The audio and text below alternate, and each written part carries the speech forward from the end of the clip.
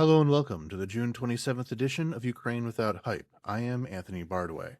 I am now back. It was a long recovery period that I'm still not over with, but as I mentioned at the end of the last episode, I had a surgery at the beginning of the month that kind of put me down for a while. It was a herniated disc, an extremely bad one, and because some people don't enjoy descriptions of anything medical, I'm not going to get into any details on that, but it was compacted my nerve very badly. Very, very badly. And it was extraordinarily painful, leading to a necessary surgery to cut it out. I got some messages, especially over our Discord, asking how I was doing throughout this whole thing.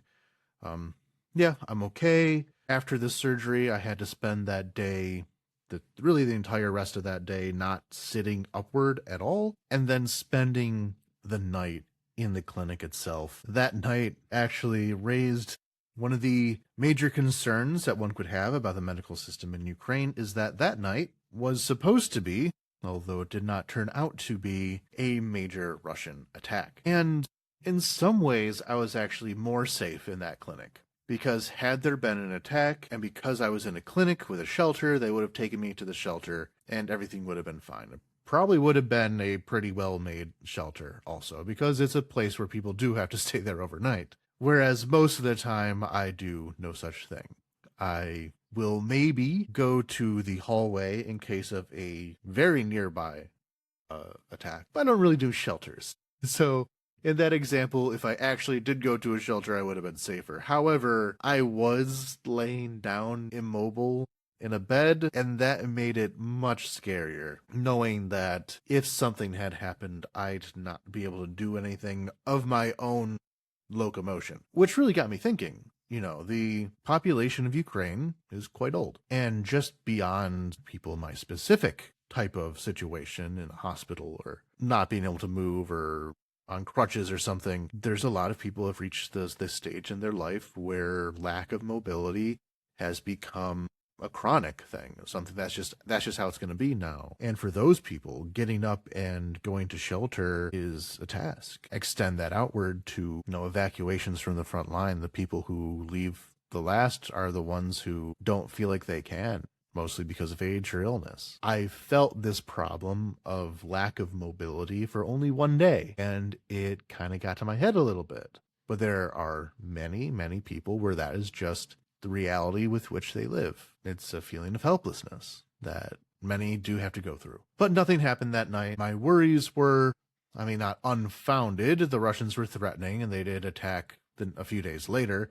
But that night, everything was okay. And I was able to get up, walk around my little hospital room. It was a pretty big hospital room, actually, and begin the healing process. It's almost July. In July, I'll start doing physical therapy, and I'll be able to get out and about again. Although during this month of June, I was still able to be relatively active. And so the beginning of this episode will go through the various things that happened during this month from my own point of view. There were several really important cultural events that happened, as well as some tragic things that happened, and I'll be telling them as I was able to see them for myself. And that means I was able to get out, but when I get out, I then have to spend the next, day or two lying down to recover. So I'm not completely helpless, but it's improving. This episode, like I said, will begin with a kind of first-person narrative of the happenings in the city. And then some really, really important events happened this month. Ukraine has begun the formal negotiation process to enter the European Union,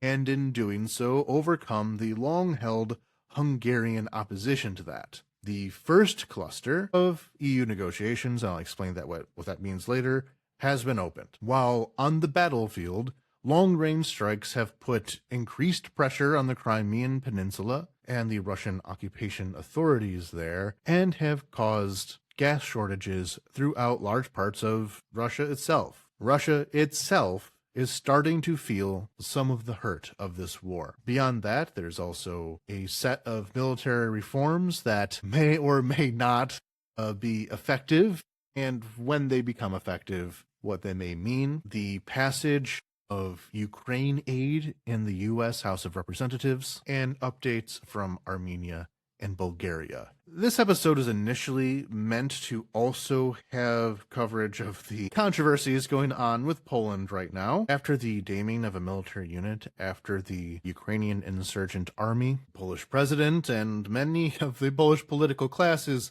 have been on a full rhetorical offensive against Ukraine. But as I was scripting that out, more and more thoughts came to me about it, to the point where it really does need to be its own episode. So I'm setting Poland, the topic which I have the most complex thoughts about, to the next episode, not this one. This will be a news roundup for all the things that have happened as I have been on the mend. With that said, if you'd like to support Ukraine Without Hype, you can join us at patreon.com/Ukraine Without Hype and join our little band of supporters, including on our Discord channel, where I have been able to keep some updates going. I'd also like to point to another podcast I've been producing on that is Mildly Alarmed, with a former colleague at the Kyiv Independent, Anastasia Lopatina, and a group of policy wonks discussing foreign policy issues mostly. Their most recent episodes have been their own news roundup, which is a bit of a new format for them, and previously they had discussed Russian strategic aims in the Arctic, which is a region that does not get talked about enough, the Arctic. So head over to Mildly Alarmed. I'll be attaching that in Spotify. And to support our main employer, go to the New Voice of Ukraine at english.nv.ua and patreon.com/NVUA.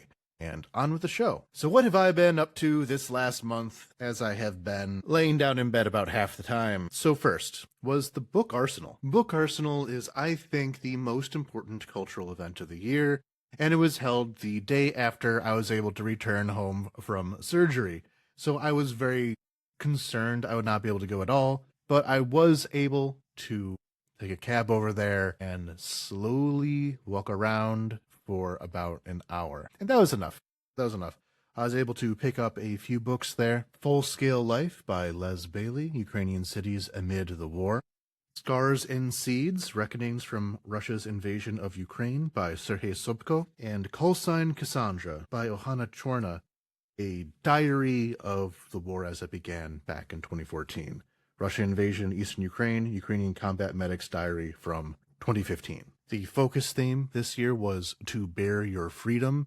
It was curated by Maxim Butkevich. Maxim was a journalist with Chromatsky being the organization that Ukraine Without Hype began at back in the day before it went independent. And so many of the people who work on or have appeared on this podcast were colleagues of Max's. And this theme was about finding freedom. It was about defending, building the concept of freedom, with many of the panels and thematic topics based around that. To quote from the description, freedom is a notion we are rethinking now. We are fighting for freedom. Our freedom is under threat. We are gaining freedom. We are liberating, setting free. We are granting freedom, and we are defending freedom. The war has provided this notion with new significance, a different value, different worth. We have thousands of people deprived of their freedom. That is how we refer to them. These are our prisoners of war and captives. These are those who live under occupation. These are those whose lives, instead of being a space for self-realization, subjectiveness, and free choices, have become a space for survival, where external activity is limited by the rigid framework imposed by the invaders. Yeah, so I was able to go to a talk that he put on where he described his build-up as an activist and a journalist, beginning in the anarchist scene, actually. After Book Arsenal came the other important cultural event of the year, which always occurs in close proximity to each other.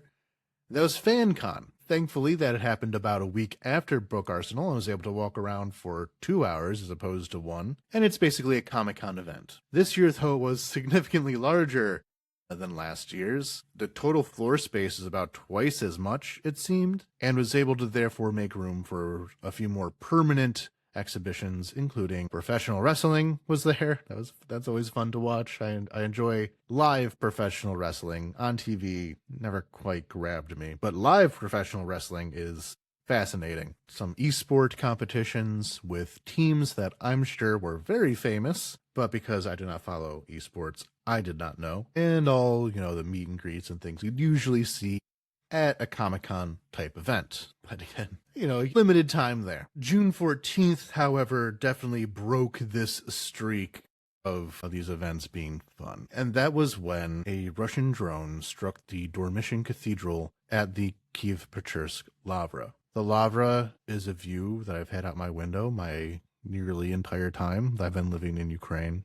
Is the symbol of the city, along with the Motherland Monument. And as far as religious value goes, it is the single most important site in, it's called Eastern Slavic Orthodox Christianity. And I think there's a very good argument to make that it is the most important religious site in the whole of Eastern Europe. And Russia hit it with a drone.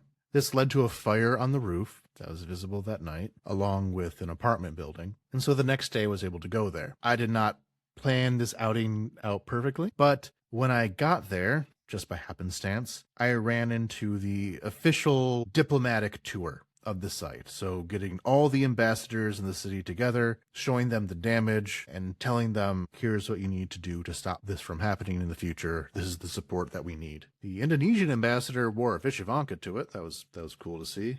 He also had his traditional hat on as well. So, mixing of cultures. And was able to get up onto the roof where this fire took place. Overnight, they were able to evacuate most of the valuables inside of the church to prevent them from being damaged. However, there were some things being stored, some especially books, very old, very valuable books were burnt up and fully carbonized. Priceless. Cultural heritage gone in a fire. But the church itself didn't seem to have taken much serious permanent structural damage. It seemed to have escaped that. But the attic itself had been completely wiped out. I'll be linking the photo story that I did for New Voice of Ukraine in the description. And this isn't even the first time the Lavra had been hit, though the previous one was a bit more indirect and didn't cause as much damage. But before that, the Lavra was, I always thought, one thing that the Russians would avoid damaging. It is the most important thing in the city, especially for them. And if they have any religious feeling, this would be blasphemy. Which is, of course, why the Russian media afterwards, all the pro-Russian propaganda, began spinning up the usual lies about what really happened, including that if a drone had really hit it, it would have destroyed the entire church, which is not true. We've seen how much damage a drone does. That was about the normal amount of damage that a drone does. It's not unusual, no more, no less. And that had actually been hit by a Patriot missile, which that probably would be not enough damage for a Patriot missile. Just a weird mix and match of things that don't actually make sense together. But that's kind of how Russian propaganda always works. You can't expect a logical through line for it. It exists as nodes and hope that someone sees one of these nodes and that's the one they choose to go with. But once you start putting them together, it very quickly becomes a very obvious mismatch unless you choose not to see the mismatch. Across the street from the Lavra was the Arsenal building, the place where the book Arsenal actually took place. So they had gone from their big event to having a piece of their building blown up. Meanwhile, across town, a missile hit the Dovzhenko film studio, specifically the building where they stored many of their costumes. It was like a costume archive, including the costumes from the really kind of masterwork of Soviet-era Ukrainian cinema, Shadows of Forgotten Ancestors. So that's all gone. But the weekend before that had all happened, they had just had a huge music festival. So there were like thousands of people who were just there at the site of the attack hours beforehand. And for me, I often work there. When I do the narration for the Kyiv Independent documentaries, that is more often than not the studio that I work out of. Or it's not one studio. It's like it's Hollywood. It's a whole bunch of buildings that include different studios, different departments, different artistic companies that are not one singular studio, but rather like a industrial park for movies. So this was definitely another one of those locations that I know quite well that was hit. Though thankfully the exact office that I work out there was not damaged, I don't believe. Then we had Kyiv Pride. June is Pride Month. I wasn't able to go to this one, so I'm not going to get too into details, seeing as how I don't have my own personal outlook on being there. Not out of choice, I didn't go. But the Equality March this year was actually pretty big. It was surprisingly big.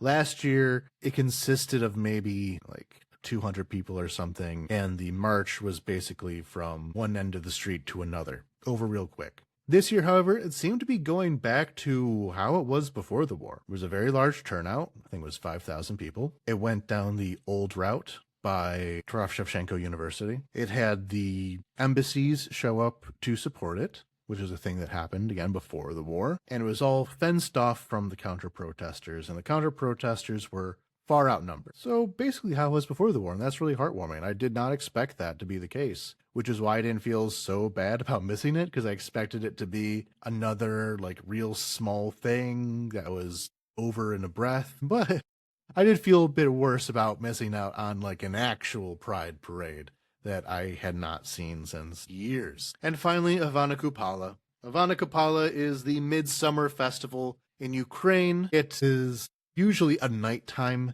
thing, though, as with everything else, you can't do much at nighttime when the curfew is midnight. And I was not able to go to the big event that happened over the weekend, last weekend, as of recording this, because of my weekend frail state, but I was able to go to one on the actual day of Ivana Kupala, which was Tuesday.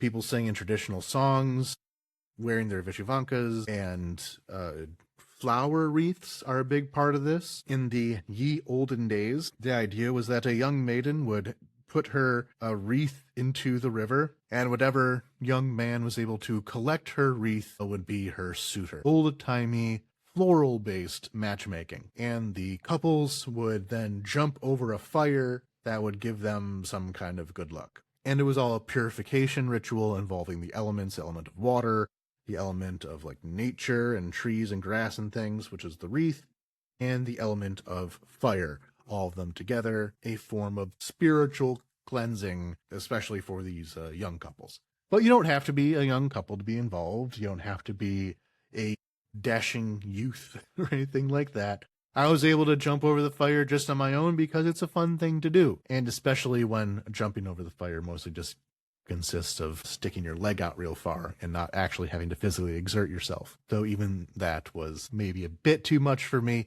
and I had to lay down for the next 2 days. So happy Ivana Kupala, happy midsummer, everyone. This month had difficulties, it had festivities, and it had tragedy, and it had news. So on to the news. And we'll begin with the battlefield updates. And on this, I think I'll begin with the more distressing and work my way upwards. And that is Kostiantynivka. We are now about halfway through the year, and Russia has accomplished none of its potential goals that it has set. However, for Kostiantynivka, the infiltrations into the city have become more frequent, they have gotten further, and more of the city have become gray zone. This stage in the battle for Kostiantynivka can last a pretty long time. Pokrovsk, a smaller city, lasted a year and a half, but it is in the stage where there is no really taking it back. Whatever the city will be is gone, and I don't need to do another weepy eulogy like I did for Huleapola, but it is the southernmost edge of the fortress belt. One benefit is that because this battle had been such a long time coming, there has been a lot of time for evacuations, but those evacuations had often been to Kramatorsk, and Kramatorsk is the next big city northwards. The amount that you can run away and remain in Donbass, which is where a lot of displaced people have remained, is shrinking. If Kostiantynivka goes, well, then it would be Druzhivka, and Druzhivka is already a disaster. Russian troops have gotten nowhere near it, but the bombings and drones and missiles have made that town unlivable, and the evacuations are going on in earnest. But then it's just Kramatorsk and Sloviansk. So these internally displaced people who for a long time have been able to stay close-ish to their home, at least in their home region, their home area, we're reaching the point, maybe next year even, at the current rate of things, where Kramatorsk and Sloviansk will be much more in the thick of it. They already kind of are. The bombings are all the time. The livability of the area is much lower than it was last year, certainly. Thousands of people are still there. And though any battle to take these cities going at current rates of things, current conditions, will take a long, brutal fight, you don't want people there for a long, brutal fight. And so the headquarters of evacuations are going to begin to be place of evacuations. And that's one thing I want to keep fully in mind in all this. The Russians don't have to be in a place for the living conditions in that place to become untenable.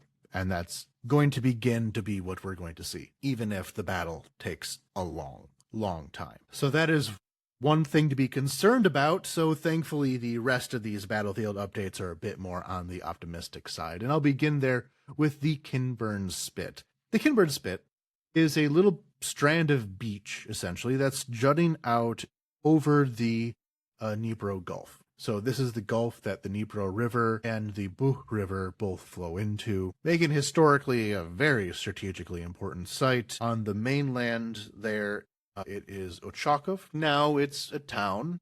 It's an important navy town. But in Ottoman times, it was the capital of Ottoman holdings in Ukraine. And up until now, the Russians have maintained a presence in this area. Not a very heavy presence, mind you. It's too exposed to be a serious buildup there. If there are way too many Russians there, they very easily get blown up. So it's never a real strong point per se, but it was a forward operating area. By being able to operate in the Kinburn Spit and the Kinburn Peninsula more broadly, Russia has been able to control the exit of the Dnipro River, which means being able to control the flow of the river war that has been ongoing, though we don't talk about it as much anymore. It is also where drones would come into Crimea, which will be our next story, and leaving as well. So being able to set up there allows for easier defense against drones and easier ways to attack with them.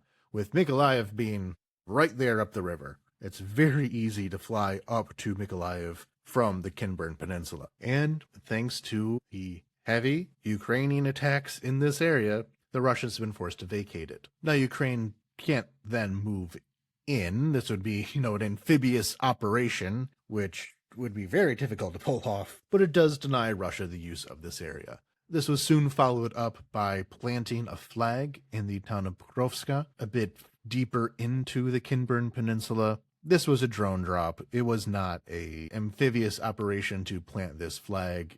A drone flew over there to plant the flag, but it did kind of put a pin on that campaign to clear out this region. And there's been a lot of discussion about how this isn't the most huge strategic win in the world. There's never that many Russians there. They were never able to really do much from the area because of how exposed it is. But this raises a different idea, which is that this is also a nature preserve. The Russians are doing all of this from a giant nature preserve. The Kinburn Spit being only the most extreme end of it. The whole peninsula, which is technically a part of the Mykolaiv Oblast, though it's only connected by land to the Kherson Oblast, is the national park Bielorussia Sviatoslava. It has many sensitive species, many sensitive habitats, and the presence of Russian soldiers in this area have not been good for the ecology there. Now, the lack of Russian soldiers will not fix what has already been broken, but hopefully, as long as they don't try to move back in, the healing process of nature there can begin. Now into more of Crimea. Last episode, we talked a lot about the medium-range strike capabilities of Ukraine that has been developed, and how those medium-range strike capabilities have surpassed what the Russians have on offer, and that they had begun to heavily target logistic routes throughout occupied Kherson and Zaporizhia regions. Well, in this month, those operations have gotten very extensive, with the stated goal being to, quote, make it an island. Crimea, of course, is a peninsula, not an island. That's not literal, but by what that means is that the way into Crimea is made up of a lot of very narrow isthmuses that will have a road or railroad connection that go over them. This is reliant on bridges, reliant on roads, reliant on railway lines. And in the course of the last weeks, Ukraine has blown up just about all of those. So during the course of the occupation, due to the fact that the Kerch Strait bridge connecting Crimea to Russia had been vulnerable at times, and Ukrainian attacks on the bridge, though not destroying it, did occasionally cause very troublesome delays waiting for repairs. And so the Russians have been developing a lot of resources to build up the road and railway connections across land. This land bridge that everyone was talking about at the start of the occupation, this connecting this land bridge to Crimea so that Russia would have direct access to it as opposed to over a bridge. That's all gone. So now back to relying on that bridge, which has also been attacked, putting Crimea under a state of siege. And strangely enough, the big counteroffensive that so many had kind of pinned their hopes on before it failed, the immediate goal of that counteroffensive all those years ago was to be able to put the roads into Crimea under fire control. Even at the time, as we were giving our analysis of how it began, we were saying, okay, if they're able to capture territory up to this area, that means that the roads into Melitopol will be under fire control of the Ukrainian armed forces. That never happened. Now, due to technological developments, it has. And so the supply situation in Crimea has become very difficult. There is basically no gasoline, not zero gasoline. In fact, when some Russians tried to counter this propaganda about how gasoline had been cut off, they posted proof that they in fact were able to get gasoline for $15 a gallon. $15 per gallon. That is a shortage, to put it very mildly, and really a crisis. Gasoline is, of course, the most important part of this. Many people are driving into the peninsula, but also everything else that goes along with it. And so people have begun to leave. The Russians have begun to leave because it was always a vacation spot for them anyway. And the fact that it's happening in summer in Crimea is what it's about for Russia. A Russian goes to Crimea for vacation, even though, quite frankly, the services in Crimea before occupation were never quite up to par. They were quite outdated. The Crimean local authorities were distracted with crimes, while Turkey especially was able to develop its beachside tourism industry.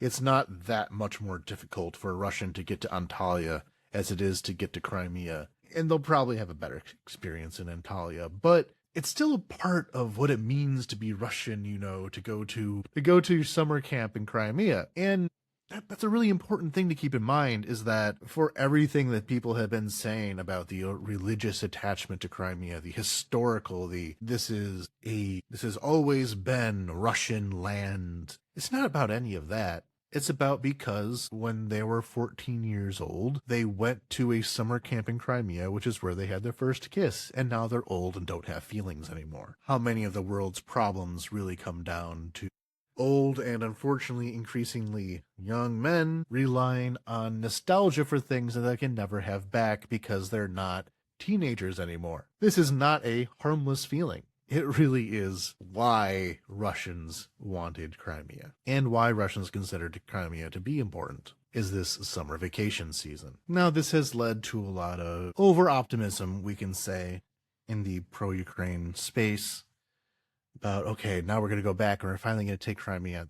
That's not happening soon. That's not what this means. The military will find a way to have gasoline. But what it does mean, beyond the psychological effects here, beyond making Russians feel the war and making going to occupied territory troublesome for them, is that this is logistics. This is striking at Russian logistics. And even though the Russians can still strike back at Ukraine's own, there are much more choke points to be hit in the occupied territories than in free Ukraine. There is still basically one road that goes from Crimea to Rostov. That road can be hit at multiple points. There are only so many bridges that you can take to get to Crimea, and conversely, to get things out of Crimea into Kherson and Zaporizhia. And those bridges got blown up and will take time to be repaired. This creates friction, and in this war, where it's about getting resources to points. This amount of friction will cause more weakness. At least in the Kherson and Zaporizhia regions. Donbass, that's closer to supply lines, so that's a different story. But definitely watch this space of how things develop in occupied Ukraine. And finally, talking about Moscow on the 18th, keeping in theme with gasoline and oil and refineries being the primary target of Ukrainian long-range strikes, a major oil refinery in the southeastern part of Moscow got blown up, leading to the skies over Moscow literally going black. This is not the first time that Moscow has been hit, but it's the largest time that it has been hit. And it was done in more volume than ever before. Now, the number of drones that were part of this attack were not extraordinary by the standards of the source, about 200 drones and some missiles. So it would be a normal-sized Russian attack, but Ukraine hasn't been able to do that until now.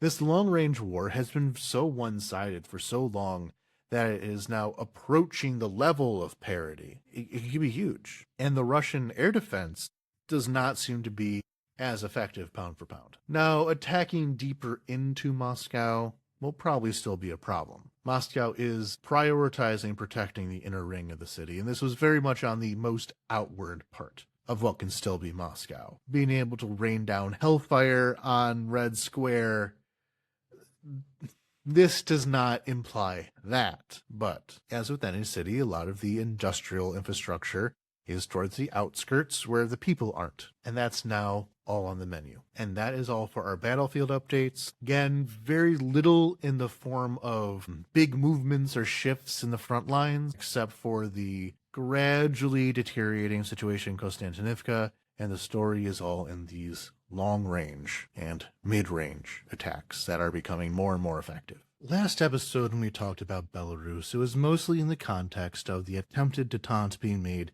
between Washington and Minsk. The Belarusian government had begun releasing some of its political prisoners, brokered through the United States, in an effort to repair the relationships with the United States, and, as they may wish to see in the future, get some sanctions relief. And of course, any sanctions relief for Belarus would automatically become sanctions relief for Russia because of how tightly intertwined those two countries are. And it's how we saw sanctions work in 2014. When there had begun to be sanctions on Russia then, it all just got routed through Belarus anyway. And conversely, Ukraine had become more aggressive towards Belarus. We had mentioned how that Svetlana Tikhanovskaya, the actual president of Belarus, who had actually won the election, had come to Ukraine, come to Kyiv, and we have been seeing a much closer connection between the Belarusian legal government and Ukraine. This had been something that should have been done a long time ago. Reportedly, one of the reasons why it had not happened was that Andrei Yermak had been blocking it. And I'm always skeptical when things are blamed on Yermak, because it is easy to make him the scapegoat for problems. But this does seem to be true. It does seem to be an obvious policy choice that Ukraine should have made a long time ago that it had not. Yermak seemed to have wanted to keep relations with the dictator Lukashenko on working terms, not friendly, certainly, seeing as how Belarus has aided Russia in its war, but at least keeping that door open to Lukashenko. And Ukraine has stopped doing that. Now, Belarus had also been trying to build up its military. I mentioned that they were training some units, especially by the former Wagner officers had gone to Belarus and begun training up. Some smaller airborne units seem to be the main goal of that, but also Belarus is undergoing mobilization drills. Just the paperwork of if they were to have a mobilization of soldiers in their country, how they would do that, making sure that all the paperwork was in order to have that done. The recruitment centers were there, even if the key was not yet being turned, have the engine be built anyway. They had placed more of their soldiers in proximity to Ukraine, some of them justified by military exercises, but that's how the invasion began, and had overall begun looking as though they might finally be joining the war, though I was always skeptical that that would ever happen. So that's when the Ukrainian government issued its own demands on Belarus, which were to shut down the drone relay posts that were operating in southern Belarus and were aiding in the navigation of Russian drones to strike at Ukraine. Their locations were known, their purpose was known, and the demand was that if Belarus did not turn these transponder posts off, Ukraine would turn them off through kinetic means. And this was a dangerous gamble, because by turning those transponders off, Belarus would be angering Russia.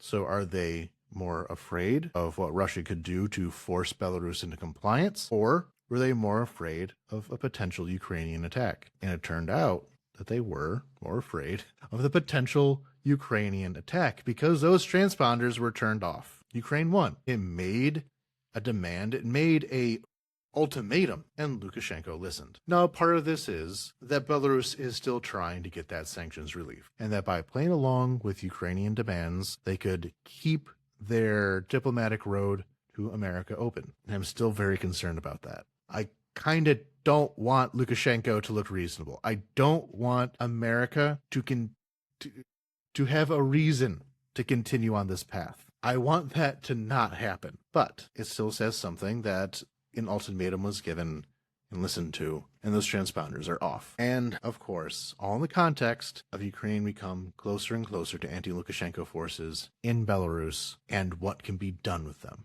This next segment will deal with some scandals within the military, as well as some recently passed reforms, which may fix some of the complaints that many soldiers may have, though that has also been uneven thus far. And first, I'm going to refer to an investigation in the Ukrainian outlet Babel into the Skelya regiment. Now, I think that English language coverage of the Ukrainian military tends to focus on a certain number of units which have their own media apparatuses, that have a lot of accommodations to their name. Really famous ones. We're talking 3rd Assault, we're talking Azov, the Marines, Hartia, Magora. But of course, most of the military isn't like that. Most units do not have their own video teams, do not have their own PR people. And so the bulk of the military is widely discussed in Ukraine, but not so much, I think, in English, unless you're really paying attention to that specialized focus of coverage. But within Ukraine, Skelya had really become infamous in many ways. We've often talked about how the Commander-in-Chief Syrskyi has a mixed reputation at best, and one of the things that he has come under the most critique for has been his use of these assault regiments. Now, the basic idea of an assault regiment makes sense. There are some soldiers who will be trained to actually carry about full-on offensives against the enemy, when most of the army may be more fit to hold positions and do other less strenuous work. That's in a situation where mobilization means that you're getting a broad section of the country into the military, that it's not like the United States where the selection process may be more or less severe depending on the needs at the time. Under conscription, when everyone's joining, some will make more aggressive soldiers than others. And you can put those more aggressive soldiers in a place where their quality makes more sense. Okay, that's the basic idea. However, Syrskyi has not had the best reputation for managing these assault regiments. For one, he plays favorites, with Skelya being the one that is his most favorite. It is sometimes called the Syrskyi regiment. It is the one that receives the equipment. It is the one that is very well staffed, where most units, including some rather famous and high-speed units, have been having trouble maintaining their manpower. To call this a regiment even is a bit of an understatement. They have well more than a regiment's worth of strength. And while they have been successful, they have been valorous, their soldiers have taken part in many very important battles and performed admirably. On the other hand, the leadership has been accused of treating their soldiers in a very throwaway fashion, as being very expendable with high losses. And with their favored political status as the commander-in-chief's own, it has made the situation with them very opaque, and you can even say arrogant. And of course, this reputation has been very widely known. While discussing this story with some people, I ran into one saying that they knew of one soldier who was rejected from one unit, and as they were kind of scrambling to find their place, we're talking about a foreigner here, he was saying, anyone but Skelya. because a position in Skelya means one where your chance of death in a already very dangerous war goes up, which of course led to this investigation in Babel, which I'll be going off of. However, other outlets in Ukraine have added to the story in their own ways. Everyone has had their eye on Skelya at least a little bit, and in the news industry, you really have to strike when the iron is hot on these kinds of stories. And it starts with a number. 25. Babel received news of 25 deaths in the regiment due to unnatural circumstances, meaning not in the line of duty. But of course, they do have to start this investigation out by saying some of the regiment's good qualities. So, quote, "The support in the regiment is cosmic," says Ruslan Saganov, the first deputy of the Office of the Military Ombudsman, the office who's in charge of internal investigations.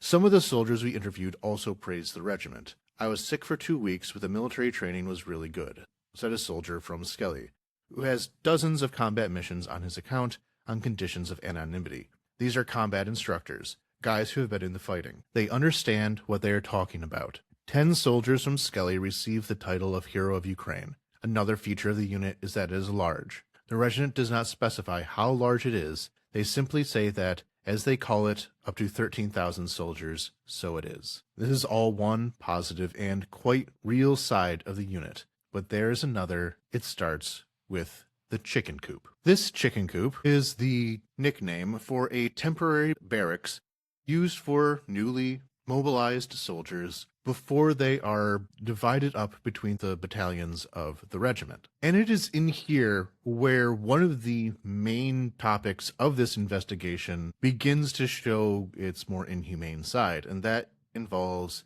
mobilized soldiers who have drug addictions. Of course, on the front line, you don't want soldiers to be addicted to drugs. Addicts simply are lower performing.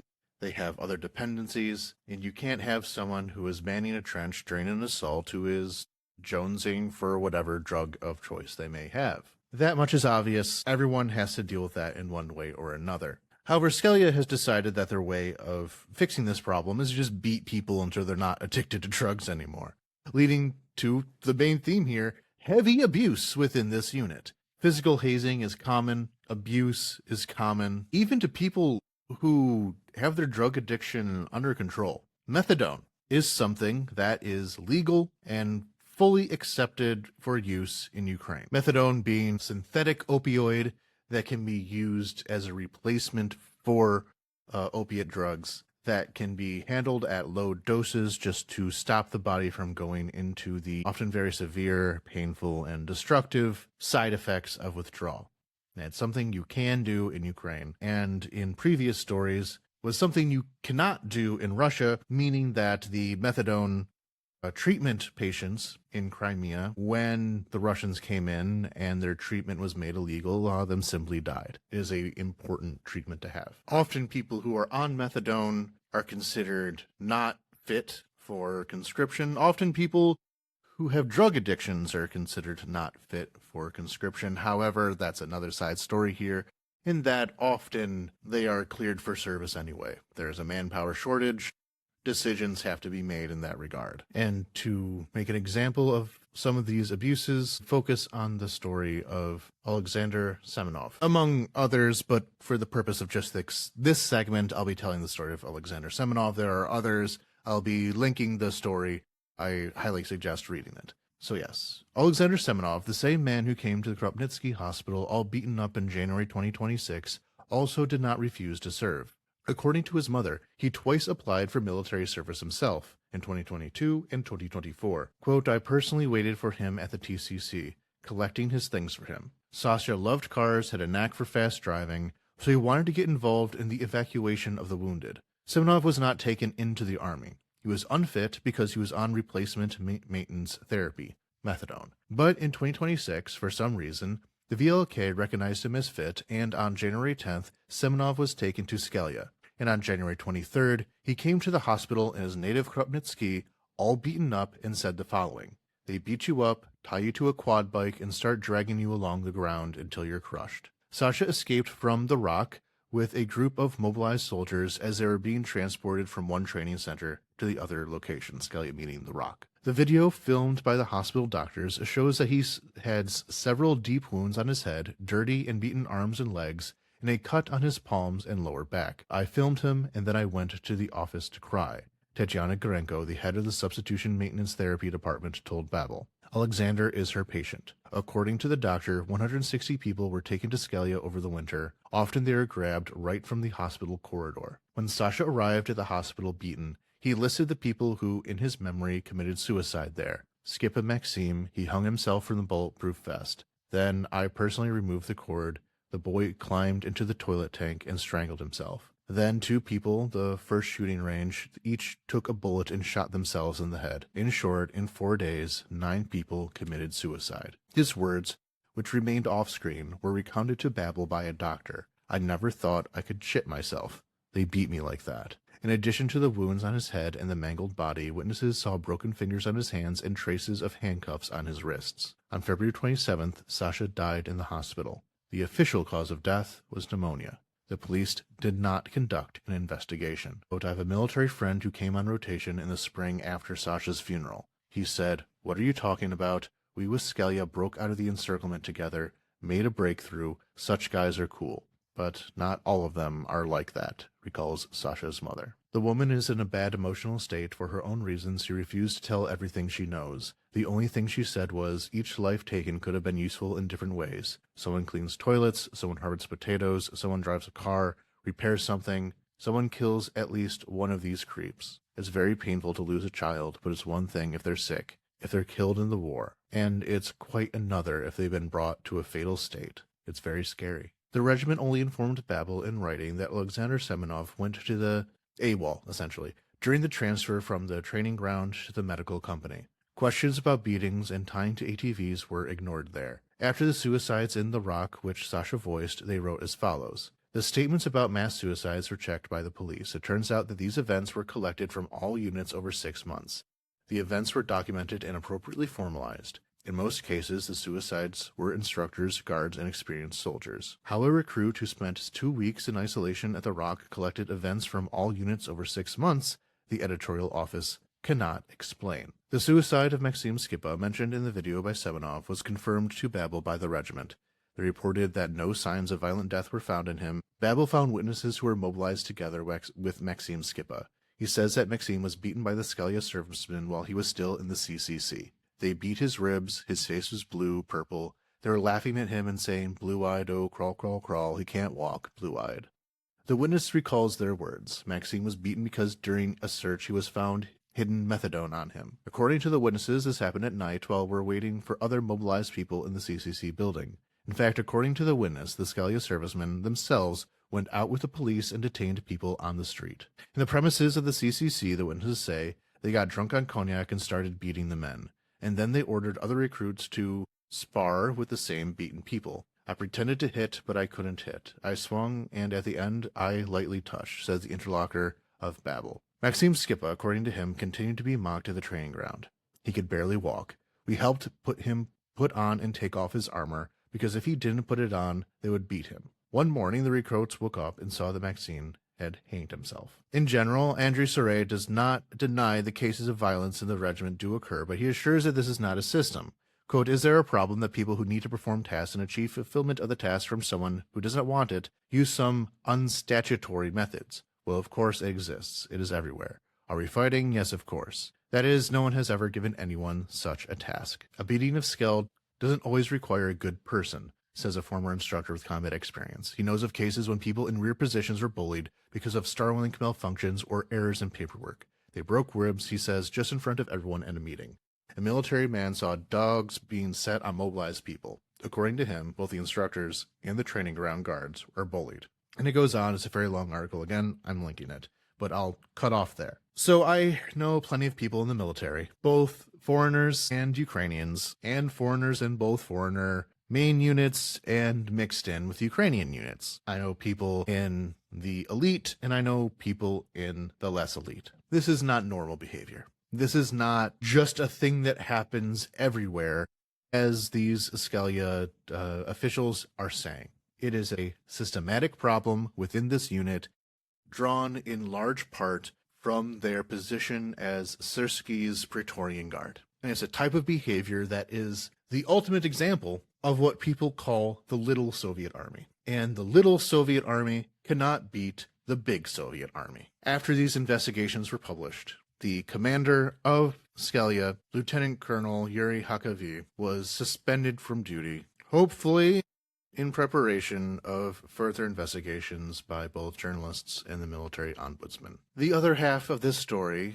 is about the reforms that are taking place in the military currently. Ukrainian bureaucracy is a slow and often troublesome process. Status is often confused. This is not a problem unique to Ukraine. I have actually found Ukrainian bureaucracy to be frustrating. I have found it to be lacking in communications at times, but I've had more problems with the United States than I've had with Ukraine, but everything is different for different people. Many of the complaints revolving around the military have involved military pay, terms of contracts, flexibility of contracts, and in many ways the kind of complaints you would have about a unreliable employer, but in the context of a brutal war in the military. And so what are some of these reforms that have recently been put through? First we can look at is combat pay. Under this new scheme, a soldier being positioned in the rear without direct risk of combat will be making 20 to 30,000 hryvnia, about $670 a month. It's not good pay, but by Ukrainian standards, it's not unusual. Whereas a soldier serving actively in combat, in direct combat with the enemy, with the bonuses and everything involved, will be making 300,000 hryvnia a month, or about $6,700 per month, which is a considerable amount of money. But also keep in mind, yes, they are considerable amount of money for Ukraine anyway, but keep in mind that they are very much directly risking their lives every minute of every day, and also have to pay for a lot of their own stuff. Many soldiers have to buy their own equipment, have to purchase and repair vehicles, and vehicles get churned out like nobody's business, and therefore a lot of this pay will go back directly into their own supply, unfortunately, but that is the reality of the situation. The next most important part of this, really, is the change of how contracts work. As it is right now, once you're in the military, you're in. You're in till the end of the war. It's indefinite, unless you are severely wounded or are made it out of the army in some pretty restrictive and specific ways, or are beneath the age of mobilization. So if you're in your early 20s and you sign up voluntarily, that is also a limited term contract. This new system will include 3 different types of contract for the types of roles you will be serving in. And this is the infantry assault contract, involving direct infantry soldiers. This contract is for 10 to 14 months. And after those 14 months, they will have a deferment from mobilization. So if you're in there for the hard fighting, you will receive a deferment based on the amount of time that you're in. Referring to Army Inform here, a soldier can receive a minimum 6-month deferment from mobilization, but one who serves for 10 months and 4 of those months are active combat assignments, he can receive an 18-month deferment. Then there is the combat contract, referring to all other positions within the combat context. This is a 24-month contract with, again, a deferment afterwards. While the base contract involves everything else, the tail of the tip and the tail, logistics and such, this will be a 24-month contract with an option to transfer into a combat role. So it's not after that you complete this contract, you are completely free of military service. However, it is a form of extended rotation. A soldier who is in for those 10 months of active infantry service can then take an 18-month break, essentially, before they are once again eligible for mobilization. And even then, mobilization is not a guarantee, certainly. There's plenty of people who are just not mobilized. Your number might not come up again. The third part of this revolves around foreign volunteers. And this is a real interesting one, because for the longest time, the legal status of foreign volunteer soldiers in Ukraine has been very questionable, has been unreliable. There's never been a great answer for what kind of status you actually have. While you are here actively under contract, that counts as a type of residency. You can be here, do normal things here, but any period you're not actively under contract is a thing that happens pretty often. Foreigners can switch between units. They can end a contract with one and begin a contract with another. That time in between, they are under legal problems, which for an American is not a big deal. You can be here for 3 months without any problems. There are other ways to get residency, like myself. I'm not a soldier, obviously, and I have residency. But if you are from a Latin American country, there are more legal hurdles. If you're from Russia, if you're from Belarus, that's a real problem. Because if you're not under contract, that means that you're much closer to being here illegally than an American would be.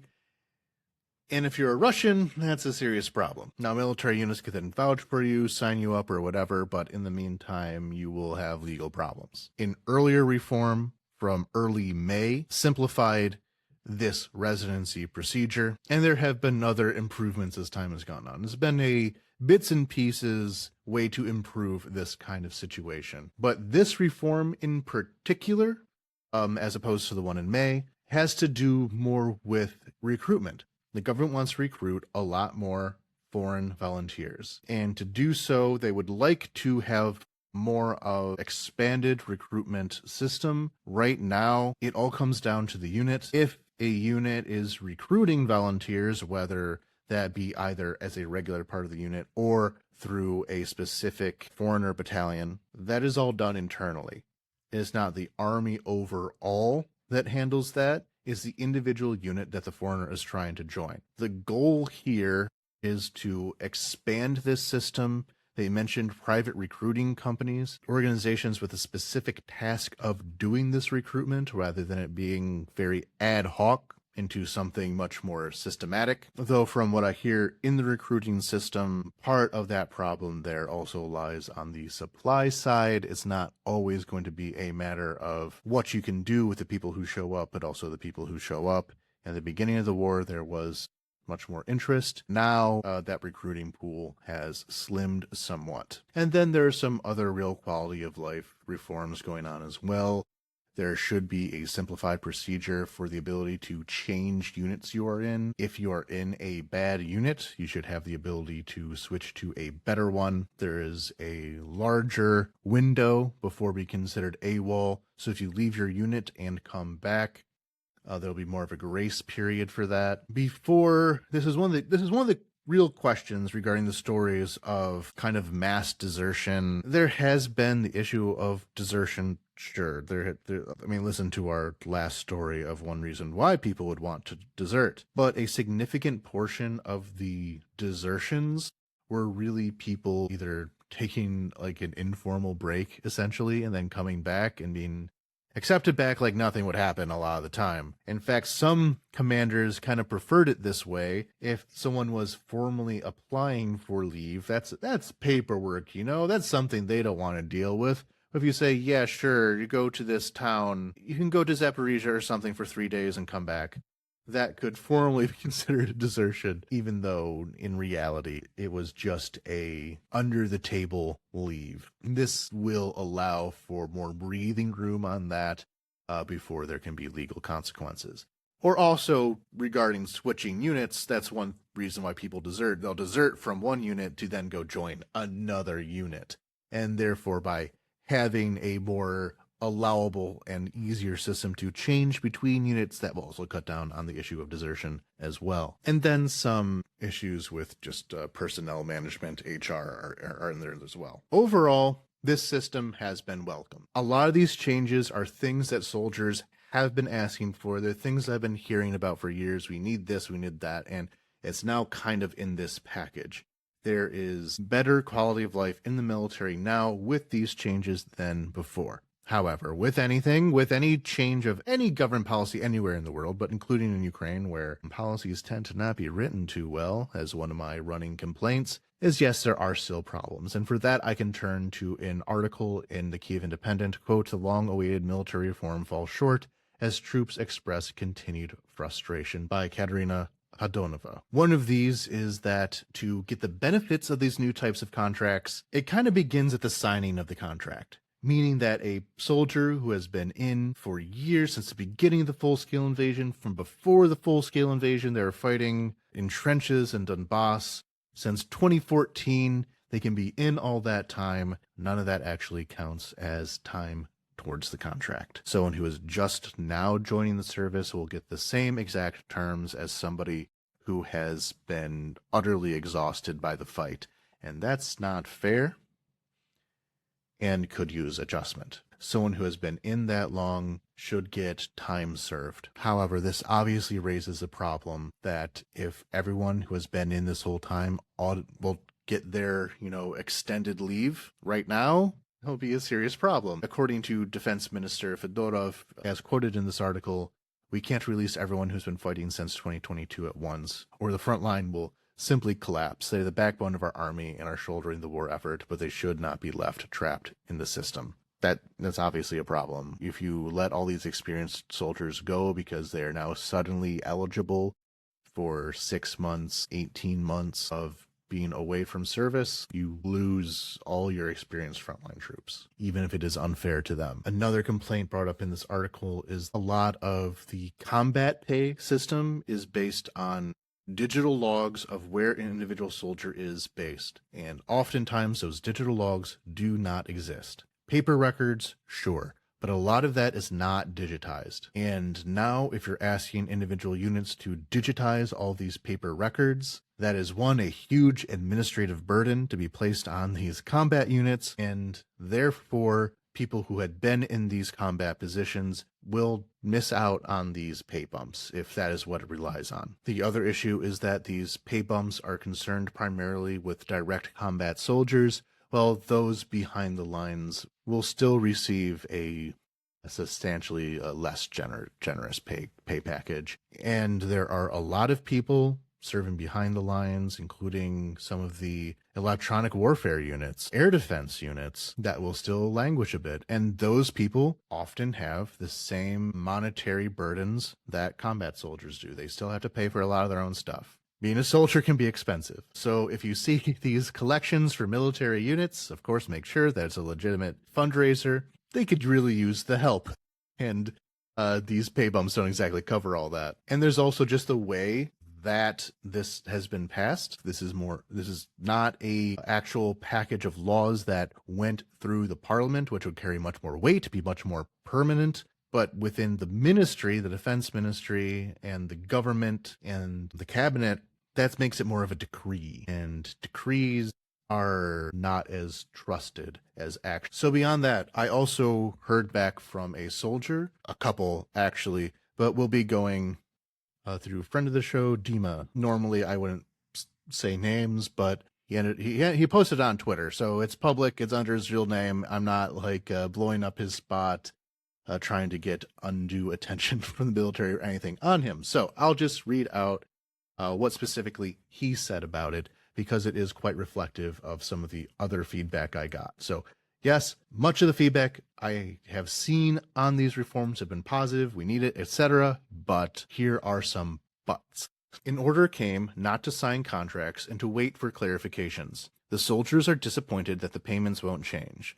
The officers, in addition to having no prospects for advancement due to a shortage of personnel, also have received grim news about discharge for length of service. Haven't seen anyone satisfied with the reform yet. Someone is offended that the contracts contain tricky clauses, the ability to change terms without the serviceman's consent, automatic agreement to appointment to a lower position, and so on.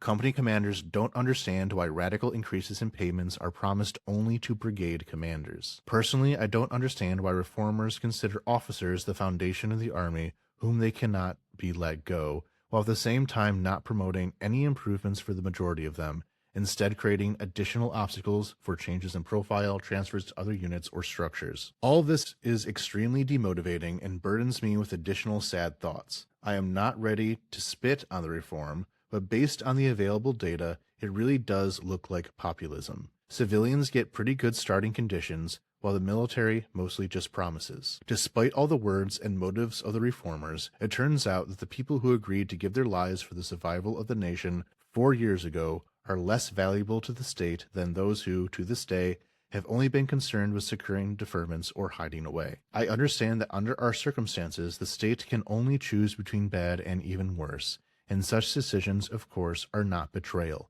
But this is a slap in the face, humiliating, and painful. So yeah, there are two real themes to this. The first is that while many benefits are going to people who are signing up now, people who have been in service for long periods of time are getting the short end of the stick. The people who were more motivated, the people who have been fighting, who have sacrificed more, are not getting the same attentions. And this may help with recruitment, which is super, super, super important, but it can lead to decreased morale for those who have been there. And the other side of that, as with a lot of Ukrainian legislation, there is a severe lack of clarity of how a lot of things work. Referring to something else I heard, signing the contract means you're signing the contract with that unit. So once you do sign that, it means that you'll be less likely to be able to transfer units, which is something that people want to be able to do. And until these clarifications come through, signing a contract can lock you into something you may not want without even knowing what it is really that you're getting into by signing this. So those are the two main concerns that Dima brought up, as well as what I've heard from some others. So yes, these reforms contain a lot of things that people have been asking for, but it is quite imperfect as well, and there's much that needs to be clarified. Often on this show, I will say that I am not happy with a specific reform, in large part because people are just not very good at writing law in Ukraine, and they require a period of time after that law or reform or statute has gone through to actually see the effects and to be able to adjust it accordingly. And often those adjustments do take place, so this is not the final say of things, but it would be nice if they get it right on the first try. Our next cluster of topics here will deal with how Ukraine is entering more into the European Union. The European Union has opened up a formal negotiation process, as well as a bill to reinstate Ukraine aid, and we'll start with the United States. So when President Trump came into office, he in very quick order decided to end aid to Ukraine. There was a brief period of 2-3 months there where old aid was still coming to Ukraine that had been approved under the Biden administration, but anything new was cut off immediately. And this was also part of a broader foreign aid strategy by the current administration, meaning to basically get rid of almost all of it. USAID was the primary agency in which the United States delivered foreign aid to other countries, and that was shut down, with its remains passed directly under the State Department. Now, it was not actually the case that 100% of aid was shut down. Within the zombified rump state that USAID continued to limp on in, there were some aid given to Ukraine. From what I saw, a lot of that had to do with energy security. At first, the United States decided to also cut off intelligence sharing, as well as arms deliveries. So anything made in America was not going to Ukraine, even if it was purchased. Now, that level of things being completely shut off did not last forever. Intelligence sharing did return, though at this point, a lot of that has moved away from the United States because you just can't trust the United States, especially with Tulsi Gabbard at the helm, though she is now gone, and further stories about her being micromanaged by a pro-Russian cult, but we're not talking about that. And so the aid that does come to Ukraine now is largely purchased by the European Union from American companies, but not aid from America anymore. So that was the current situation. Well, the United States House of Representatives did have a new bill approving aid to Ukraine. This is $1.8 billion in direct aid and a further $8 billion in loans. This was, by and large, a Democratic bill. As I've always been saying, the votes are there in Congress. The Democratic Party supports aid, while the Republican Party has enough defectors that if you can get them to cross the aisle on this, a bill can be passed if the president is not standing directly in the way of it. Well, in this case, the U.S. president and the bulk of the Republican Party have been distracted. Iran has really taken up everything, to the point where even China is something you don't hear about as much anymore, though Cuba is kind of next on the menu they seem to be going for. But because of that, it has meant that Ukraine has been out of focus for the administration, and when the administration is not paying attention to Ukraine, that allows good things to happen, because the American political system pulls towards supporting Ukraine so long as Trump isn't getting in the way of it. And we've even heard some mention of the United States, Trump specifically, saying that Ukraine should dial up some of the aggression against Russia in order to bring Russia back to the negotiating table, of how the Anchorage understandings are dead and how Russia's very angry about that. But at the same time, Trump has also said nice things about Russia as well, so we can't quite jump to this idea that the Republicans are on Ukraine's side now. But this bill passed. It was passed, like I said, with some Republican defectors, and on the Democrat side, Ilhan Omar voting no. Her excuse of it being that it included sanctions against Russia and that she is categorically opposed to sanctions, which is a very stupid idea. The idea in kind of the left-wing foreign policy space is as sanctions as something that are wholly ineffective while just causing the common people to suffer. And like with most things on the left-wing foreign policy side, it kind of ends there. The particularities of any given system are not looked at. So yes, there are many cases in which sanctions were designed to make a country suffer enough that they would overthrow the government on their own accord, and that has never actually worked. And so they assume that's what all sanctions are. While in this case, no one's expecting the Russian people to do anything about their government. That's not the goal, that's not the assumption of what sanctions are. The sanctions exist specifically to slow down the Russian war machine. If Russia is unable to sell things abroad, they don't have money. They don't have money, they can't pay their soldiers, they can't pay their soldiers, there is no war, and they go home. And even now, the sanctions are not exactly very strict. Russia can still export much of its petroleum products, its fossil fuels, though Ukrainian strikes on the Shadow Fleet and also on its refineries that we were talking about earlier in the episode put a new type of sanction on that. They are still able to sell their fertilizer. They're still able to buy, like, there's no shortage of food or anything in Russia. Nothing of that is under sanction. Really, the main thing under sanction are Russian finished goods, and no one's going to be buying a Russian car anyway. A lot of thoughts about how sanctions work. But point being, this is a particular situation in which these sanctions function in a very particular way, and Ilhan Omar, in her own ignorance, has decided that it works the same as the 1990s sanctions on Iraq. But even then, I am now guilty of doing what I would like to criticize on. Ilhan Omar was the singular Democrat that voted no and gave her explanation for why.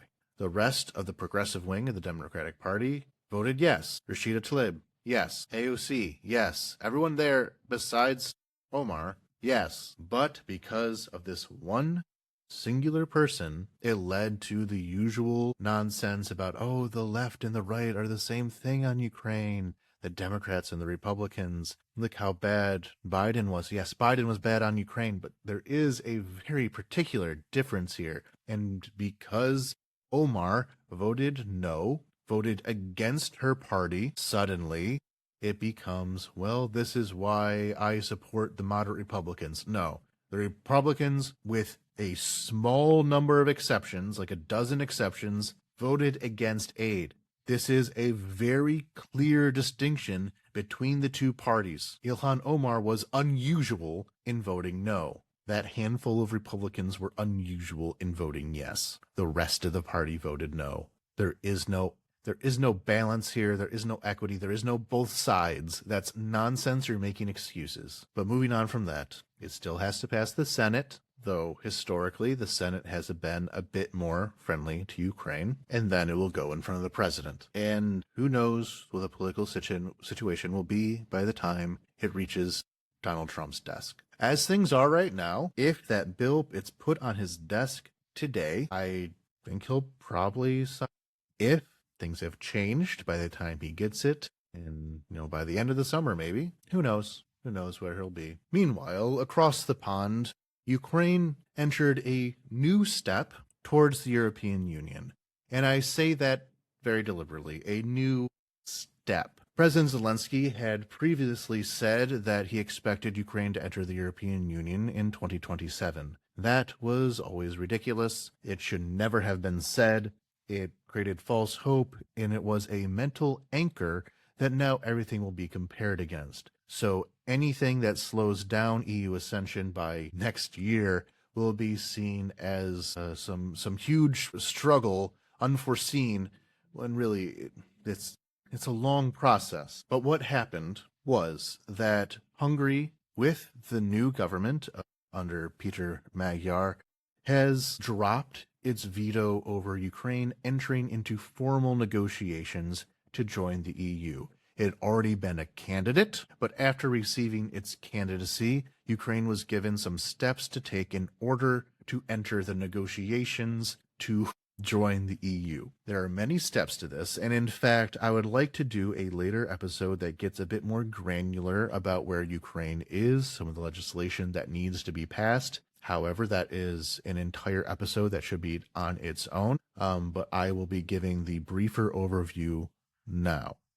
So the first cluster that was approved was the first fundamentals cluster. This is the cluster that is the most important, that it is the most, like it says, the fundamental is the things of how the government itself works. And it is the cluster of requirements of the to-do list for Ukraine to enter the EU, to join its own legislation to make it on par with the legislation that exists within the European Union. We're all functioning liberal democracies over here, and it is a cluster of requirements that meet the standards of rule of law, judicial reform, fundamental rights, democratic institutions, public administration, and economic governance and public procurement. The big ones. How the country functions, how the courts function, if you have rights and limits on corruption. And Ukraine, along with Moldova, Ukraine and Moldova entered this process together. Originally, Georgia was a part of this cluster as well. Things have not turned out so great in Georgia, but Ukraine and Moldova are taking their steps forward together in this process. But that is only the first cluster. There are 6 clusters that need to be opened. Hungary has said not to do that yet. I'll get more into details later. But the clusters that have not been opened yet are on internal markets, competitiveness and inclusive growth, green agenda and sustainable connectivity, resources, agriculture and cohesion, and external relations. A lot of this, of course, have to do with economic factors. And the European Union is, before anything else, an economic union, a common market in which the rules, the regulations are all the same between countries so that they're able to operate as a singular economy. And those get much more granular, much more detailed, and in some ways harder to enforce and harder to observe. And really, the fundamentals cluster are things that are harder to argue against. There's not going to be a Ukrainian politician who stands up and says, no, the courts must remain corrupt. That debate does not exist, even though they think it and they'll attempt to do it. But when we get to these economic clusters, that is where there will be more friction, more disagreement, especially over the agricultural sector, in which Ukraine is a massive player with these gigantic agricultural interests. Ukraine, the breadbasket of Europe. And bringing that sector into compliance with EU standards will take a lot more effort, will be more expensive. It will mean having to give up certain types of fertilizer. It will mean more support for smaller independent farms rather than these massive conglomerates. It's the money. The money is harder to deal with, and so they will take longer. So what are the obstacles to having these other 5 clusters be opened? And once again, the Ukrainian government is being far too optimistic about when that can be. They want those clusters to be opened next month in July, and all indicators say that it's likely not going to happen unless some very serious discussions take place, and I'm skeptical. But the first I said is Hungary. Hungary allowed those clusters to open. However, they said that they do not want the other 5 sectors. The first reason they gave for this is that it is simply too fast. These are things that take a long time to begin to implement, and even though opening a cluster is only about beginning the process of putting the reforms into place, Hungary envisions, according to them, that they want the first cluster, the fundamentals cluster, to see more progress before opening the others, taking things step by step and gradually, which on the surface makes sense. But their other objection brings the geopolitics of it into play, as well as the issue of fairness, and that is there are other countries in line to join the European Union, and they have been for a very long time, and these are in the Western Balkans. Serbia, Montenegro, North Macedonia, and Albania are also trying to join the European Union and have begun the negotiations process, which Ukraine had just begun, and they have been there for years. Bosnia is also a candidate. Kosovo is an applicant, but the issue of recognition is getting in the way of that as well. And so from Hungary's perspective, and the perspective of many in the European Union, is that there is a line, and that Ukraine and Moldova should not skip to the front of that line. Hungary in particular has an interest in the Western Balkans because it sees it as kind of its own sphere of influence. And though not everything in there has been to the benefit of those countries in the Western Balkans, they want to push forward Serbia, especially because Serbia has been a long time friend of Hungary. Under Orban, Serbia under Vučić was seen as a very big potential ally within the European Union with similar interests, similar political leanings, and even though Orban is gone, it seems as though Hungary has not abandoned that relationship with Serbia. And while Hungary is defending in their eyes the interests of Montenegro, Albania, and North Macedonia, as well as Bosnia,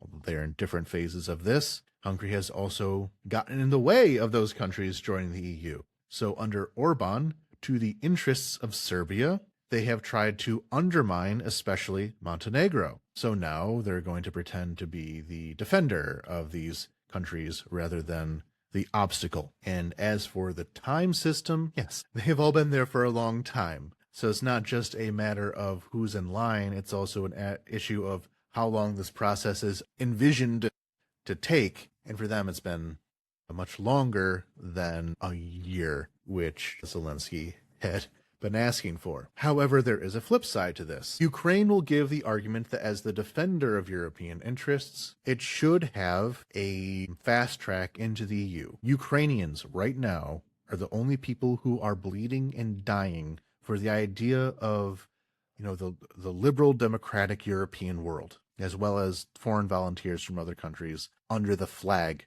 of Ukraine. Ukraine is fighting, Ukraine is dying, Ukraine is suffering, and they are doing so as a European people under siege because Russia says that civilization is poisonous and must be kept away from them. Don't think Serbia is in the same position there. But if there's one thing the European Union believes in more than anything else in the world, it's the power of procedure and bureaucracy. So Ukrainians may be dying for this ideal, but that ideal includes paperwork and process. But a part of that process will be the next problem, which is that the European Union also relies on the concept of being unanimous on anything big at least. And that means that at any point in this process, a country can make a demand on just about anything. Hungary will be our big example here that I'll be talking about in the next segment. But Poland now. which will be the topic of the next episode, has a lot of demands regarding the historical memory issue. And many countries have demands regarding agriculture, which, as I said, is Ukraine's big industry that's going to get in the way of a lot of EU integration on the Ukrainian side because of the structure of Ukrainian agribusiness, and on the European side because Europe is extremely, extremely protective of its agricultural sector. In some ways, that's interesting. It's nice to preserve, local customs, the idea that champagne and mozzarella and all these things have to be made by specific people to remain the purity of the process, the heritage, and all that. That's great. However, if there is any threat to the profitability of a European farmer, they will drive tractors full of feces into your capital and dump it on the roads in the middle of summer, and it will be stinky.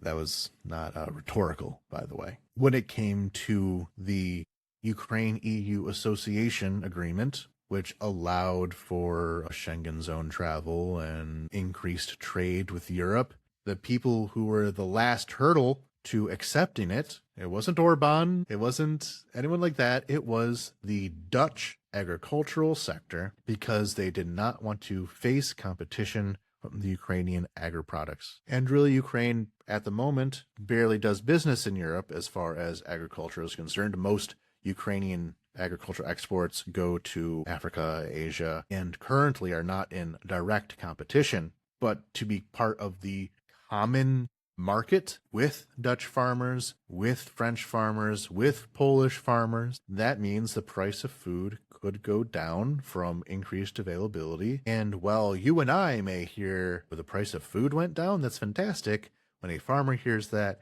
he sees his bank account dwindle. And that will ultimately be the biggest hurdle beyond everything else you hear. That will be the number one. And the third, which also needs a great deal of focus on, is how slow Ukraine has been to adopt these reforms. The Verkhovna Rada, Ukraine's parliament, has been more and more ineffective as time has gone on. Many of the people sitting in the Rada right now, I've made this complaint so many times, and when I make this specialized episode on it, I'll talk about it much more, are made up of people who did not really expect to be in parliament this long. A lot of first-time politicians riding the Zelensky wave as part of his Servant of the People party, and they have not been able to leave office because we've not had elections here. Many of them don't want to even be there anymore, and whipping them into shape has been a horrendous task to do nearly everything, besides the changes to the civil code,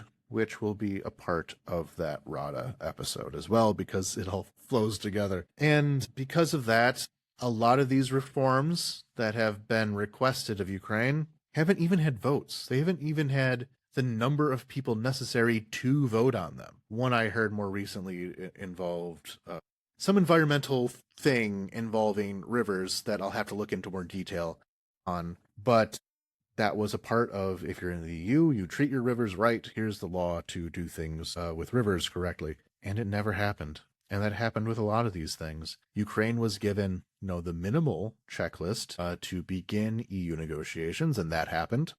But beyond that, there was also a kind of secondary, while you wait for Hungary to get over its nonsense plan of to get ahead of the readings, essentially. And most of those didn't happen because of the ineffectiveness of the Verkhovna Rada. And so when Zelensky says we'll have all these reforms done next year, well, are you going to get your political party to vote for the reforms that are necessary to do that?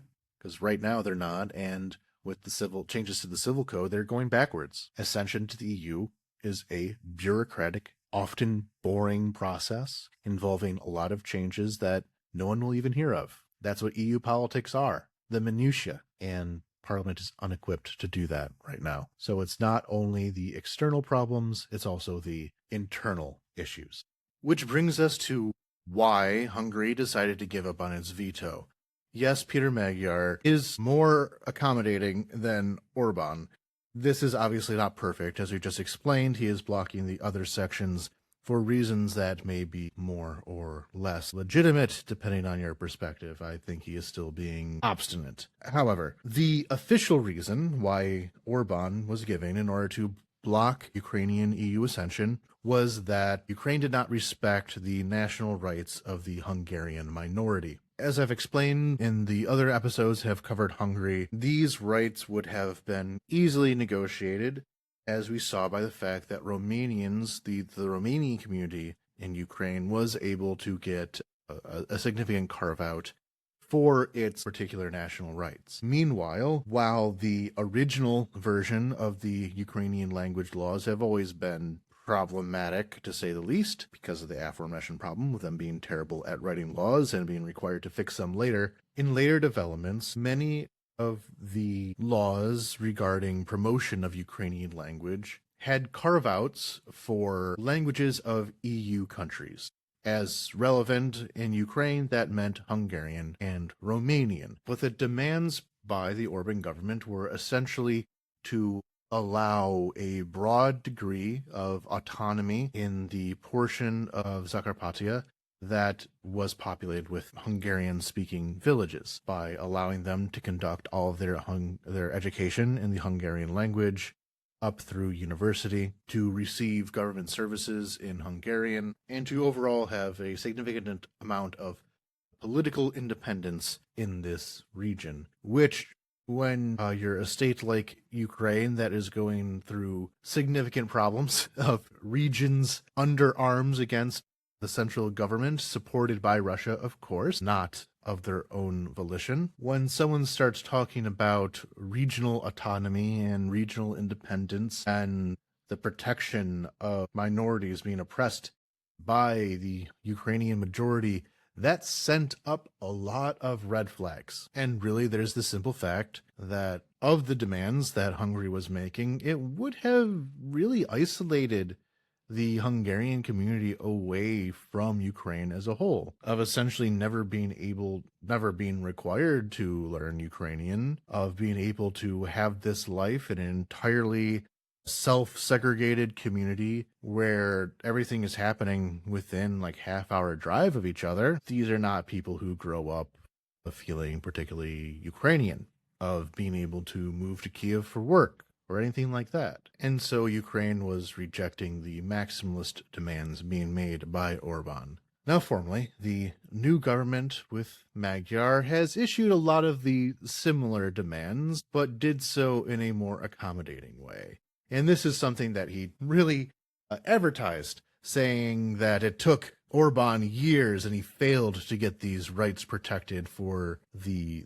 Hungarian peoples in Ukraine. Well, I came in and did it in 2 weeks. That's a big feather in his cap right there when it comes to protecting the national interests of the Magyar people. So Ukraine also had an interest in kind of embarrassing Orban there as well. But what are the overview of the demands here? And a lot of it has to do with if a locality within Ukraine went over a 10% population of people who spoke Hungarian, then within that town, you would have Hungarian language education, the ability to show Hungarian national symbols, the display of the Hungarian flag.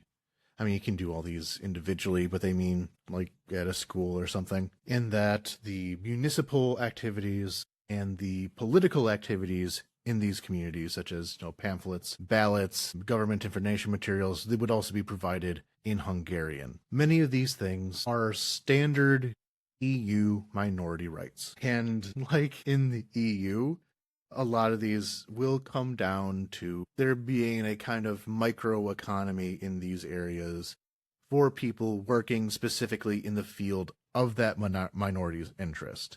A court will require someone on hand to translate things in Hungarian. Therefore, you got yourself a job for your community there. A Hungarian translator needs to be there. Teachers who speak Hungarian. It creates its own microeconomy, which again has the risks of having that isolation. But really, that's just how the EU works. There's been some jokes made about how the Gagauz in Moldova, for example, believe a lot in Russian interests, and for whatever reason, they are under the impression that their pro-Russian politics are the thing that would protect them from the Romanian majority in Moldova. When in actuality, once Moldova joins the European Union, suddenly they'll have access to a bunch of grants in order to run Gagauz's theater and museums and stuff, along with the rights guaranteed to them by law. The EU is quite protective over these minority rights issues. There are some problems with this other than just the issue of isolation. It could technically be unconstitutional. The Ukrainian constitution does not allow for this level of regional autonomy. But there's always ways around that. They'll find a way, even if you really believe that the Hungarian community in Ukraine is being underserved by this, or it will cause a serious problem. Ultimately, we're talking about a handful of villages on the border with Hungary, most of them quite small, mostly operating on agriculture and tourism, and the Ukrainian political sphere and really the Ukrainian people are probably not going to be too enthusiastic about slowing down a Ukrainian EU ascension over these areas, and the potentiality that a little Hungarian kid in these towns will in some way feel separate from the country as a whole. But that issue with EU integration is important here because Hungary has said that if these are not fully implemented, their veto will go back on, just as they have not opened up these other clusters for EU association as discussed in the last segment. But also within all these celebrations of the renewal of Hungarian-Ukrainian relations, the declaration of this came with a little bit of a poison pill, which is that in the end, Hungarian acceptance of Ukraine into the EU will rely on a referendum. And referendum politics, as we've seen time and time again in Europe, have often been extremely open to manipulation. Like Russia interfered with Brexit quite significantly. They are often based on short-term populist whims, and if that time comes and you have another Hungarian populist come in and start inciting against Ukraine, then all of this will have been from nothing because it would come down to a simple popular referendum that can be very easily ruined. Just some brief international updates. The last two episodes really covered this all pretty extensively.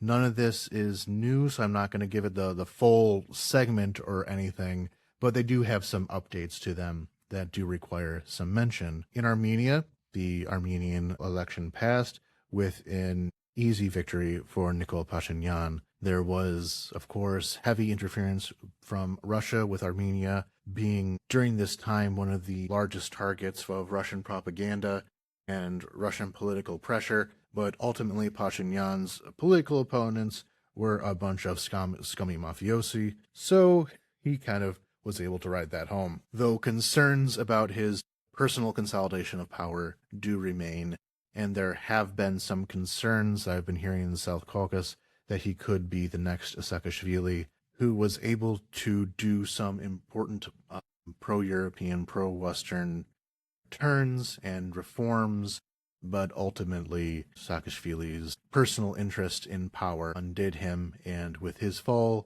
the Russian mafia came right back in to grab the country. Romania, as the crisis continues to unfold and described in greater detail in last episode, there has been a second vote to try to approve a new government, which failed, which means that there are very few more opportunities to fix this problem before they go to new elections that will see truly unprecedented levels of Russian interference and insanity. Romania, please don't do this. Bulgaria, following the election of Radev, a Russia-friendly politician, I said that he would not have the juice to really be the next Orban or do so much against Ukraine, and despite this news, I think that kind of holds. He said that Bulgaria will no longer be sending weapons to Ukraine, and that gained a lot of attention as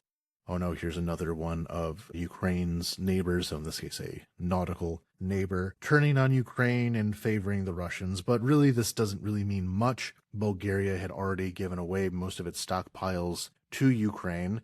They were really the first to do so. That first year of the war fell a lot on transfers from Bulgaria, and there just isn't much left. And Bulgarian arms industry is still going and are probably not going to be canceling their contracts with Ukraine anytime soon, leaving that money on the table. And of course, in all these talks that we've been talking about with the European Union and EU accession, he has not yet made his voice too loud on that. We can definitely expect Bulgaria, if Radev continues to hold on to office, which is a big question on its own, they'll likely cause some problems. But as of right now, you're hearing about Hungary, you're hearing about Poland, you're hearing about Slovakia, you're still not really hearing about Bulgaria in that sphere. And Serbia, after we haven't talked about Serbia recently, but Serbia, following the long protest movement and the various political problems that country has been having, President Vučić has said that he will be stepping down, though with no exact date on when that will yet be. Other than weeks, he said, sometime within weeks, and that will then be followed by elections. And that will close out this episode. Thank you all very much for sticking with me through my healing process. I'm back on my feet in the literal and figurative sense of the word, and want to get my plans back on track. As I said earlier, the next episode will be about the ongoing kerfuffle going on with Poland.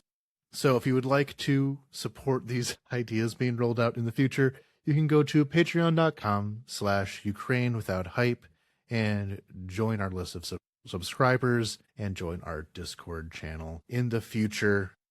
Considering the fact that I do have to think a bit more seriously about money, considering the expenses of the surgery, I would like to hear back from some of you what would be some ideas for premium content on the Patreon. I am always very hesitant to paywall things because this is already not, the most expansive project in the world, and narrowing down the audience any further seems counterproductive. But if you have ideas for what you want to see for your money, considering the fact that I just kind of threw up the Patreon tiers and there's ultimately not much difference between them on your part other than the joy in your heart that you get from helping the podcast. But yes, feedback is needed on this point. I would like to have some premium content on offer for the people who are supporting me and the podcast and the project, and I just need some good ideas of what that can be. On that note, to thank the people who are currently supporting, and that message is really going out to, thank you very much to Randy McNerlin, the voices in my head are from Big Pharma, Kyle Smith, Damascus Medusa, Giorgio, David Shepard, Ivana Kukratskaya, Mike, Kevin Apperton, Michael Drucker, PLM, Arminius, T. Bart, Barbara, Devi, Anonymous, Michael Wickman, John Louise, Marguerite, Dimitri Litvin, Dennis Napalm, Vivek, James Burke, Allison Chainsaw, Big Meg, Elizabeth Hughes, Nick, Andy S., John Gates, Nicole Ford, Sanjay, Grace Krause, Rora De Leon, Had to Laugh, Jacob Holm, Chris Bennington, Levy Grove, James Wise, Alex Rochmal, Ada McDonald, Jerd, Victor Matei, Scott Tokaryuk, Etienne Soleil, Anastasia, Captain Technical, Evelyn, Veronica Aim, Julia Lindsay, Emily Bavona, Beyond Barbarossa, podcast, by the way, the World War II podcast, Beyond Barbarossa, check that out. Anonymous, Subtle Knife, Marianne, RDK, Lori Halila, Christopher Yee, Lemonkin, Demetrio, Ursula Zolenkoff, Noah Brown, Glowing Wind, Can Dystopian Fiction Please Remain Fiction, Marcus Nashkis, Andrew Glenn, Zay Perry, William Brown, Abel Lenz, Dana Jones, Joseph Faralloni, Yellow Duck, Anonymous, Bucktron 2021, Florian Kunkel, Matthew Rowe, Bill, and the Big Chinchilla Lobby. Thank you all very much for your support, and until next time, Slava Ukraini!